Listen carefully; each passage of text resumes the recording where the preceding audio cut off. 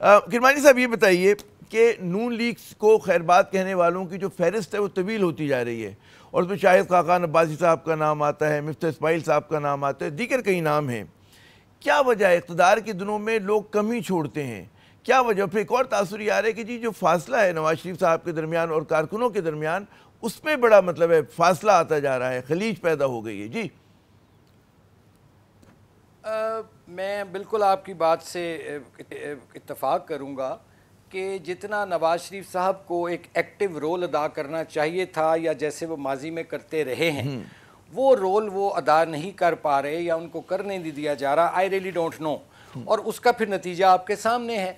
भाई मैं तो उस नवाज शरीफ साहब को जानता हूँ या जानता था जिनकी चारों सूबों में 2/3 मेजॉरिटी के साथ हुकूमत बना करती थी, जिनका सिंबल ये था कि नवाज शरीफ के बारे में ये कहा जाता था, समझा जाता था कि he is people friendly, poor friendly, middle class friendly. और अब मैं जो हालात देख रहा हूँ और मैंने हमेशा मियाँ साहब की खिदमत में ये अर्ज़ किया कि सर हमारा मुकाबला इमरान खान से नहीं है, हमारा मुकाबला महंगाई से है, गुर्बत से है, बेरोज़गारी से है और ये महंगे बिजली सुई गैस के बिलों से है। ये मैं पीडीएम की गवर्नमेंट के दौरान से उनको अर्ज़ करता आ रहा था और वो इत्तफाक करते थे, जिसका इजहार आपने देखा होगा कि कई दफ़ा वो कई मीटिंग में से नाराज़ होकर उठकर भी चले गए कि जब महंगाई और बिजली के बिलों की बात हुई माजी में, लेकिन उस पर कोई पेशरफ्त नहीं हो रही थी। देखिए हमें लोगों में जाना पड़ता है, मैं एक मिडिल क्लास का आदमी हूँ, मैं अपनी ग्रोसरी भी करता हूँ, पब्लिक ट्रांसपोर्ट भी यूज़ करता हूँ।